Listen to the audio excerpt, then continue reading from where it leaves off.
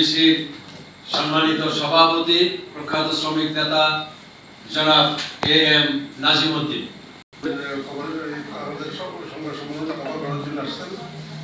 আপনাদের সময় নষ্ট করবো না, যদি আমাদের 2 মিনিট সময় আছে। আজকের সাংবাদিক সম্মেলন,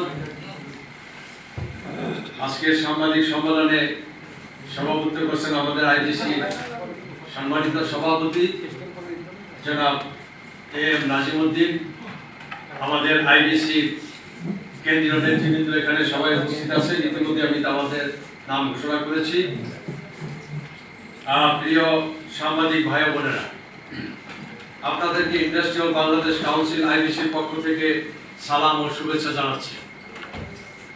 আপনারা জানেন যে বেশ কিছুদিন থেকে আশুলিয়ার সাভার, টঙ্গী, গাজীপুর শিল্প অঞ্চলে কারখানা ভাঙচুর, গার্মেন্ট শিল্পে হামলা, বিভিন্ন স্থানে অগ্নিসংযোগ ইত্যাদি কর্মকাণ্ড, এলাকায় বহিরাগত জুট ব্যবসায়ী, সন্ত্রাসী, কিশোর গ্যাং, টোকাই এবং চাকরি প্রত্যাশীরা নানাভাবে শ্রমিকদেরকে উস্কানি দিয়ে কারখানা শ্রমিকদেরকে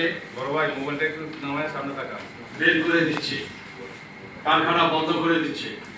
আমরা এই ধরনের ঘটনার তীব্র নিন্দা জানাই। আমরা স্পষ্টভাবে বলতে চাই যে আইবিসি অথবা আমাদের ট্রেড ইউনিয়ন সংগঠনগুলো এই কর্মকাণ্ড বা আন্দোলনের সাথে কোনোভাবেই সম্পৃক্ততা নেই। প্রিয় সাংবাদিক বন্ধুগণ, আপনারা নিশ্চয়ই অবগত আছেন যে গার্মেন্ট শিল্প বৈদেশিক মুদ্রা 84% অর্জন করে বা দেশের অর্থনীতিতে ব্যাপক অবদান রাখছে।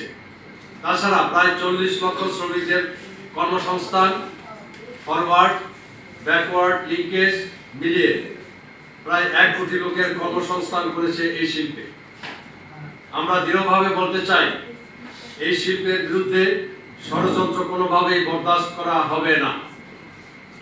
আমরা স্ব কারখানা শ্রমিকদেরকে তাদের রুটি রুজির স্বার্থে কোনোভাবেই কর্মবিরতি কিংবা কারখানা বন্ধ করা থেকে বিরত থাকার জন্য এবং শান্তিপূর্ণভাবে স্ব কারখানায় কাজে যোগদান দেওয়ার জন্য অনুরোধ জানাচ্ছি। পাশাপাশি আইন শৃঙ্খলা বাহিনীকে বহিরাগতদের কঠোরভাবে মোকাবেলা করার অনুরোধ করছি। প্রিয় সাংবাদিক বন্ধুগণ, আমরা আইবিসির পক্ষ থেকে শিল্পের শান্তির জন্য নিম্নলিখিত বিষয়গুলি বিবেচনা করার জন্য অনুরোধ জানাচ্ছি। 1. পূর্বে নোটিশ ছাড়া হঠাৎ করে কোনো কারখানা যেন বন্ধ ঘোষণা না করে এবং সকল কারখানা চালুর উদ্যোগ গ্রহণ করতে হবে। 2. এই মুহূর্তে শ্রমিক ছাঁটাই থেকে বিরত থাকা। বিগত দিনে বেআইনিভাবে ছাঁটাইকৃত শ্রমিকদের চাকরিতে পুনর্বহাল করা। ঘোষিত নিম্নতম মজুরি সকল গার্মেন্টস কারখানায় বাস্তবায়নের তদারকি করা।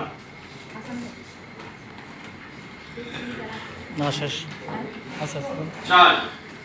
গার্মেন্টস শ্রমিকদের মজুরি আন্দোলনের সময় সকল মিথ্যা ও হয়রানিমূলক মামলা প্রত্যাহার ও চাকরিতে পুনর্বহাল করতে হবে। 5. বিজিএমই বিকেএমই কর্তৃক শ্রমিকদের চলমান ডাটাবেস সিস্টেম বিজিএমই বিকেএমইর সাথে ব্যবহার করতে হবে, কিন্তু এটাকে কোনোভাবেই শ্রমিকদের কালো তালিকাভুক্ত করা যাবে না। গার্মেন্টস শ্রমিকদের জন্য জরুরি ভিত্তিতে রেশনিং প্রথা চালুর উদ্যোগ গ্রহণ করতে হবে, যা আমরা দীর্ঘদিন যাবৎ বলে আসছি। 7. গার্মেন্টস শ্রমিকদের জন্য বাসস্থান, স্বাস্থ্য, চিকিৎসা সেবা নিশ্চিত করার লক্ষ্যে শ্রমিক ঘন শিল্পাঞ্চলে হাসপাতাল ও বাসস্থানের জন্য ডরমেটরি বিল্ডিং স্থাপন করতে হবে। 8. আইএলও কনভেনশন 87 ও 98 অনুযায়ী ইউনিয়ন গঠনের স্বাধীনতা ও যৌথ দর কষাকষির অধিকার নিশ্চিত করতে হবে। 9. যখন তখন বাড়ি ভাড়া বৃদ্ধি বন্ধ করতে হবে এবং বাড়ি ভাড়া বৃদ্ধির ক্ষেত্রে স্থানীয় প্রশাসন, ডিসি, ইউনো অনুমতি ব্যবস্থা করতে হবে।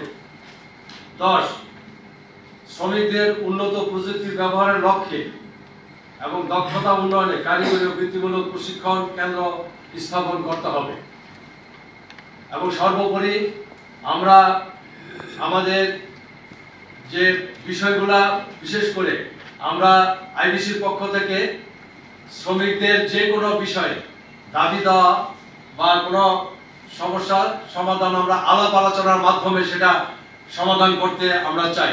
সেটা দ্বিপাক্ষিক ত্রিপাক্ষিক আলোচনার মাধ্যমে আমরা আমাদের যে কোনো সমস্যা আমরা সমাধান করতে চাই। আপনারা জানেন যে ইতিমধ্যেই আমাদের যে মাননীয় উপদেষ্টা শ্রম উপদেষ্টা উনিও বলেছেন যে যে কোনো সমস্যা আলাপ আলোচনার মাধ্যমে আমরা সমাধান করব এবং শ্রমিকদের যে ন্যায্য দাবিগুলো আছে সেই ন্যায্য দাবিগুলা তারা যাতে শ্রমিকরা সেই ন্যায্য দাবিগুলা তারা পায় সেই ব্যাপারে তারা পদক্ষেপ গ্রহণ করবে।